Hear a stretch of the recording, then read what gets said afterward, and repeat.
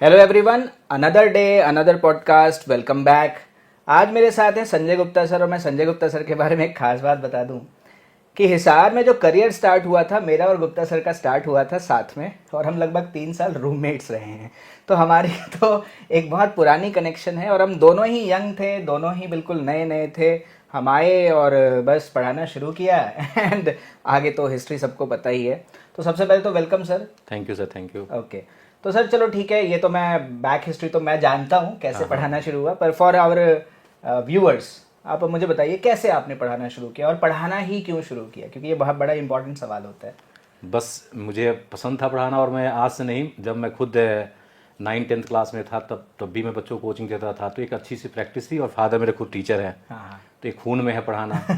मेरे दादाजी के जो पिताजी थे वो भी टीचर थे, तो मतलब है, टीचिंग का है, बचपन से ही था मेरे हाँ, तो मतलब ये एक चीज़ है कि हाँ एक ब्लड लाइन ही चली आ रही है जो टीचिंग कम्युनिटी से रिलेटेड को। है। हाँ जी सर। और मैं तो सर बताऊँ, अभी लगभग 12-13 पॉडकास्ट हम रिकॉर्ड कर चुके और ज़्यादातर लोग मैं देख रहा हूँ कि जो इतने सालों से टिके हुए हैं इस फील्ड में, इतने सालों बाद भी रेलेवेंट है, इतना कंपटीशन होने के बावजूद अच्छा कर रहे हैं, सब में ये चीज़ कॉमन है कि पढ़ाना जल्दी शुरू किया था और पढ़ाना अच्छा लगता था। तो ये तो कॉमन फैक्टर है। इनफैक्ट मैं तो कई बार इन बच्चों को बताऊंगा, क्योंकि आजकल हो सकता है कि ना नए बच्चे सोचते हैं कि फटाफट स्टार्टअप कर लें, फटाफट कोई बड़ा बिजनेस कर लें, गूगल ज्वाइन कर लें। इनफैक्ट अगर आप में से कोई टीचिंग लाइन में भी आना चाहता है, लेकिन उसके लिए सबसे इंपॉर्टेंट चीज़ है कि आपको ना सब्जेक्ट में मजा आना चाहिए, कंसेप्चुअल क्लैरिटी होनी चाहिए और आप रेडी रहो इस चीज़ के लिए कि मैं मेहनत करने के लिए तैयार हूँ। तो teaching line is also very good, it's a very fulfilling, मतलब बहुत अच्छा है। अच्छा लगता है जब हम पढ़ाते हैं और आईआईटीज़ में, एनआईटीज़ में, मेडिकल मतलब कॉलेजेस के अंदर जब एग्जाम्स होते हैं और वही क्वेश्चन सेम टू सेम आ जाते हैं और बच्चे आके कहते हैं कि सर ये कॉपी में से आ गया, यहाँ से आ गया, तो बड़ा प्राउड फील होता है। लेकिन ऐसा नहीं लगता कि जैसे हाँ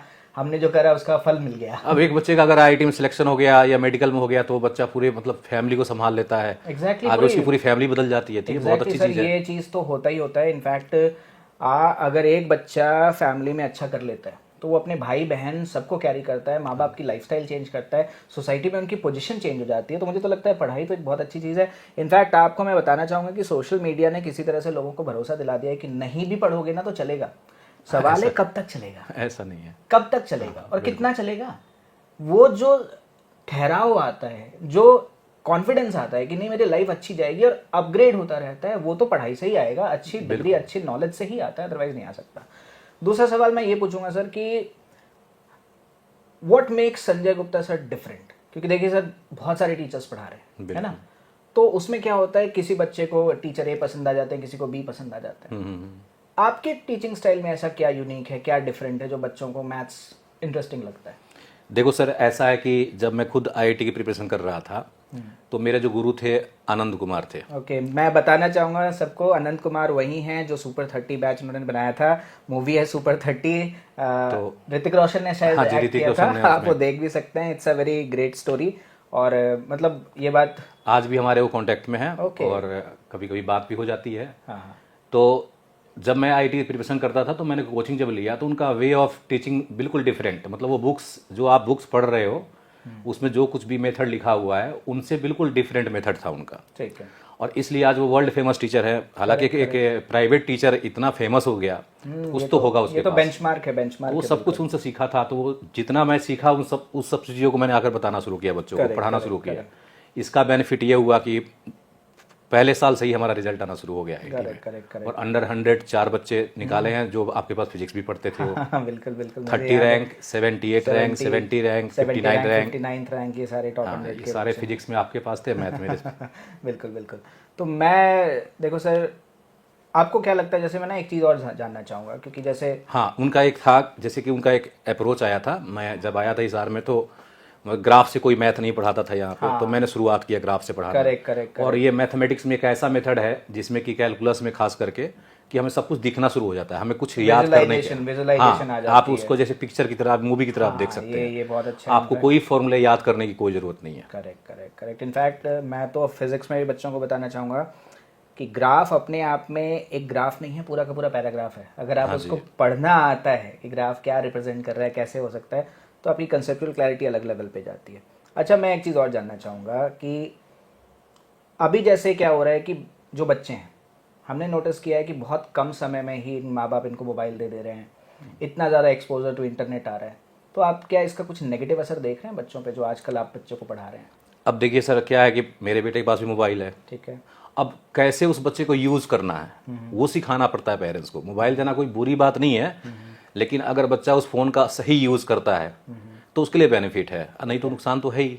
वो तो डिपेंड करता है पेरेंट्स के ऊपर, पेरेंट्स क्या कैसे उसको गाइड कर रहा है बच्चे को फ़ोन के लिए। तो क्योंकि फ़ोन में तो सब कुछ है, पढ़ना है, लिखना है, क्वेश्चंस की प्रैक्टिस करनी है, तो वो गूगल से अपना फोन क्वेश्चंस निकालते हैं, बच्चे देखते हैं, तो उसका यूज़ भी कर सकता है बच्चा, मिस यूज़ भी कर सकता है। वही यही बात मैं भी कहना चाहूँगा कि देखिए, एक टेक्नोलॉजी आपके लिए बोन भी हो सकती है, बिल्कुल, और टेक्नोलॉजी आपके लिए अभिशाप भी हो सकती है। डिपेंड करता है where you draw the line. आप ये सोचो ना कि आपके पास दुनिया की सारी नॉलेज एक इतनी छोटे से डिवाइस के अंदर है।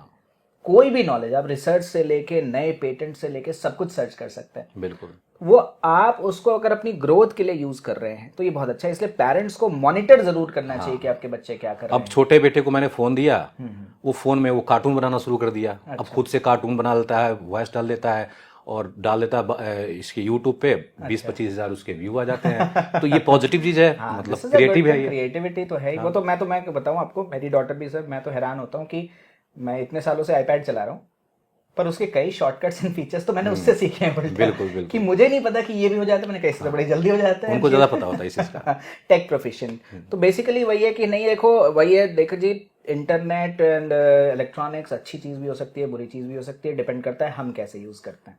अच्छा, मैं एक सवाल और पूछना चाहूँगा कि जो बच्चे जिनका सपना है कि आईआईटी में ही जाना है और कहीं नहीं जाना, देखिए कुछ लोग ऐसे होते हैं जो छोटे सपने लेके चलते हैं कि कहीं भी हो जाए ठीक है, नहीं हुआ तो वहाँ चले जाएंगे, वहाँ चले जाएंगे। कुछ बच्चे जिद्दी होते हैं कि नहीं आईआईटी में ही जाना है ना।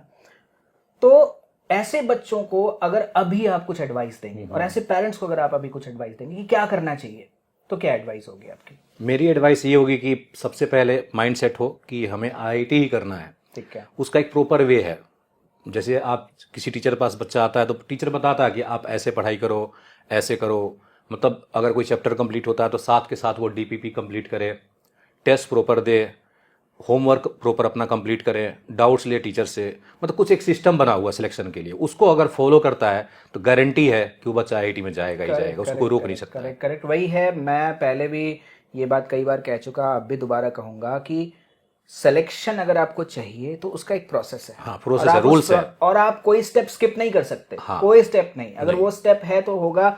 और मैं आपको हजारों बच्चों की ऐसे एग्जांपल दे सकता हूँ, या आप रैंडमली किसी भी आईआईटी में चले जाइए, किसी भी मेडिकल कॉलेज में चले जाइए, आप आईएएस की जो ट्रेनिंग इंस्टीट्यूट है वहां चले जाइए, और आप किसी से भी पूछिए कि how did you come here, तो वो सारे वही स्टेप आपको बताएंगे जो हम बता रहे हैं, है ना। तो वही है, अच्छी बात है।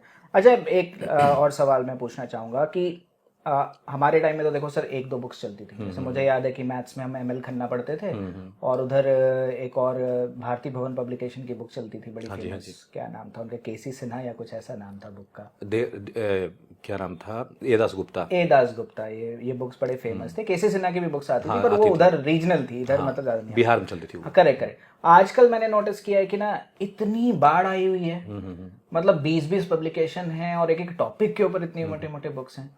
तो कोई ऐसे खास बुक्स हैं जो आप बच्चों को सजेस्ट करना चाहते हैं कि हाँ ये देखिए, सबसे इम्पोर्टेंट तो है टीचर का स्टडी मटेरियल। करेक्ट। सबसे पहले, क्योंकि टीचर्स को एक एक्सपीरियंस है।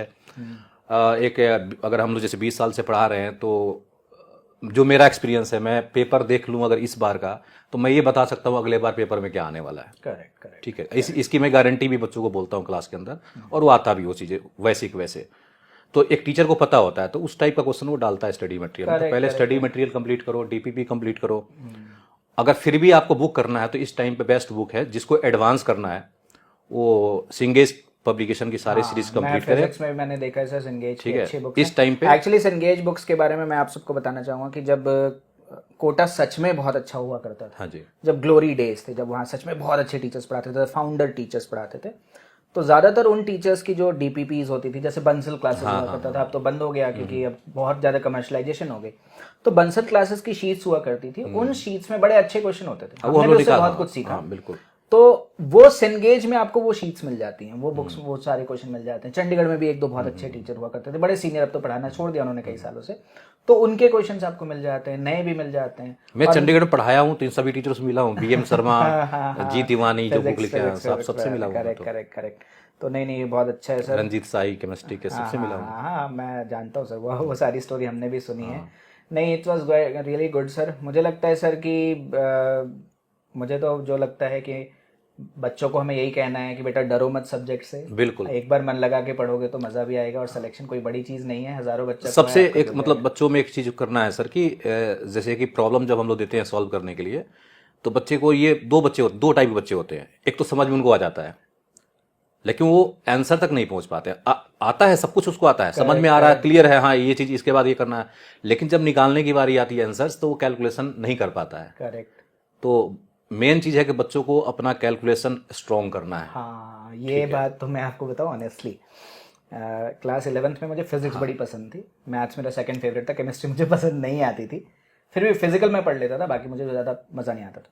तो मैथ्स में मेरी क्या गलती हुई, 11th में क्या गलती हुई, तो मैं क्या करता था कि जब क्वेश्चन देखता था तो मैं ना बनाता नहीं था सर, मैं सोचता था इसमें मैं ऐसे करूंगा तो ऐसे आंसर आ जाएगा, और सही स्टेप होते थे, ऐसे ही करना है क्वेश्चन को, ऐसा नहीं मैं झूठ मूठ सोच रहा होता था, और अगर मैं करने बैठूं तो कर भी लेता था। प्रॉब्लम कब हुई कि जब मैंने टेस्ट देना शुरू किया तो मुझे स्टेप तो पता है, कर भी रहा हूं, पर मेरी स्पीड नहीं है। क्यों स्पीड नहीं है? क्योंकि मैंने प्रैक्टिस नहीं करी है। तो पता चलता था कि लास्ट के 10 क्वेश्चन तो मेरे छूट ही गए, एक दो गलत हो गए तो मार्क्स नहीं आते थे, तो मैं बड़ा फ्रस्ट्रेट होता था। फिर मैंने क्या किया, फिर मैंने मैथ्स बनाना शुरू किया, लिखना शुरू किया। मतलब मैंने रूल बना लेते सर कि मैं मैथ्स के एक दिन में 100 question, calculation most important, exactly 100 question में करता था। और मैं बताऊं उसके बाद मेरी मैथ्स बहुत अच्छी हो गई थी, फिजिक्स तो फिर भी सबसे बेस्ट ही थी, बट मैथ्स मेरी अच्छी हो गई थी। तो वही है बच्चों, अब कोई बच्चा क्लास में बोलता है कि सर समझ में आ गया, हाँ, मैं पूछता हूँ बढ़े आगे, बच्चा बोलता बढ़ो, मैं पूछता हूँ कैसे किया, बता दिया, लेकिन कॉपी खोल के देखा तो वहां नहीं किया हुआ है, ओके, क्योंकि उसका कैलकुलेशन वीक है। उसको समझ में आ गया, फिर मैं ये बोलता हूँ कि नहीं अभी करो, अभी करके दिखाओ। तो उससे जब एक बार बच्चा अपना स्पीड पकड़ लेता है तो फिर वो करना शुरू कर देगा। Very good. वही है बेसिकली, क्या है कि आना, हाँ, सब्जेक्ट का आना, और वहां डिलीवर करना, दोनों उसके बीच फर्क में है। प्रैक्टिस सबसे इंपॉर्टेंट चीज़ है, प्रैक्टिस करिए। आई थिंक सर जितनी बातें हमें सुननी थी, जाननी थी, हमने समझ लिया। एंड आई थिंक कि अगर कोई भी बच्चा आपके एडवाइस को मानेगा और आपके यूनिक मेथड से पढ़ेगा, definitely they will do quite good in life. हाँ, मेथड यूनिक, देखो सर अब पुरानी मेथड तो चलेगा नहीं, अब जिसके पास नया अप्रोच है, नया मेथड है, वही सक्सेस करेगा। अब बच्चा भी उसका सक्सेस करेगा। एग्जैक्टली। और इस बार जैसे 10 बच्चे निकले जेईई मेंस में काफी अच्छे रैंक के साथ, बिल्कुल, जिसमें तो एक विभोर सारांश आपको पता ही, हरियाणा का टॉपर है ये दोनों। करेक्ट, ठीक है। और जितना हम लोगों ने मिल करके लगभग, मुझे लगता है कि इतना बच्चा भी मार्केट नहीं हो जितना हम लोग आईआईटी में सिलेक्शन दे चुके हैं।